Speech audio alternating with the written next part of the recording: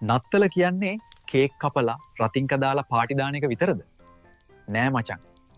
ඊට වඩා ලොකු කතාවක් මේකේ තියෙනවා. මීට අවුරුදු 2000කට කලින් ජේසුස් වහන්සේ ඉපදුනේ මාලිගාවක නෙවෙයි. හරිම දුප්පත් ගව මඩුවක. ඒකෙන් කියන්නේ අහිංසකකම. උන්වහන්සේ ගෙනාවේ සාමයේ පණිවිඩය. යුද්ධ, තරහ මරහ නැති හැමෝම එක වගේ ඉන්න ලෝකයක්. ඇයි අපි නත්තල් ගස් හදන්නේ? නත්තල් ගහ කියන්නේ සදාහරිත ගහක්. කොළ හැලෙන්නේ නෑ. ඒකෙන් කියන්නේ සදාකාලික ජීවය. එතකොට නත්තල් සීයා ඒක බොරුවක් නෙවෙයි. ඒ අතීතයේ හිටපු ශාන්ත නිකලස්. නැති බැරි අයට රහසින් උදව් කරපු උතුම් මිනිස්සෙක්. ඉතින් නත්තල් සීයා කියන්නේ සංකේතයක්. අපි හැමෝටම පුළුවන් තව කෙනෙක්ට උදව් කරලා ඒ කෙනාගේ නත්තල් සීයා වෙන්න. නත්තල කියන්නේ පරණ තරහ මරහ අමතක කරන දවස. ඔයා එක්ක තරහ වෙලා ඉන්න යාළුවෙක්ට අදම මැසේජ් එකක් දාන්න. අපේ රටේ විශේෂත්වය ඒකනේ. බෞද්ධ ක්‍රිස්තියානි ભેදයක් නෑ. අපි හැමෝම මේ සතුට බෙදා ගන්නවා. හැබැයි මචං මේ වෙලාවේ වේලක් කන්න නැති මිනිස්සු ඕන තරම් ඉන්නවා. පුළුවන් නම් ඒ කෙනෙක්ට බත් එකක් දෙන්න.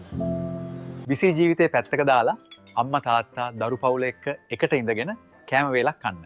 ඒක තමයි නියම නත්තල. නත්තල කියන්නේ අලුත් වෙන්න හොඳම කාලේ. අපේ හිතේ තියෙන නරක අයින් කරලා අලුත් මිනිහෙක් වෙන්න try කරමු. ඉස්සරහට එන්නේ අලුත් අවුරුද්දක්. ප්‍රශ්න තිබුණට බලාපොරොත්තු අතාරින්න එපා. අඳුරට පස්සේ අනිවාර්යෙන් එලියක් එනවා. සරලවම කිව්වොත් නත්තල කියන්නේ ආදරය, සාමය සහ බෙදා හදා ගැනීමයි. මේ පණිවිඩය තව කෙනෙක්ට දැනෙන්න වීඩියෝ එක ෂෙයා කරන්න. ඔයාගේ නත්තල් ප්‍රාර්ථනාව කමෙන්ට් කරන්න.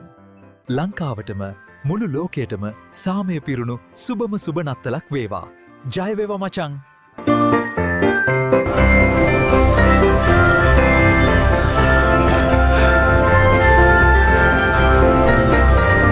Sigiriya, the ancient fortress, standing tall like a lion, the eighth wonder of the world.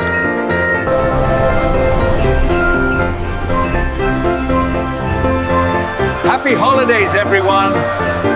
පිනිමුවෝ හරි වේගෙන් ආරුක්කු නවය පාලම උඩින් අහසේ දූවනවා.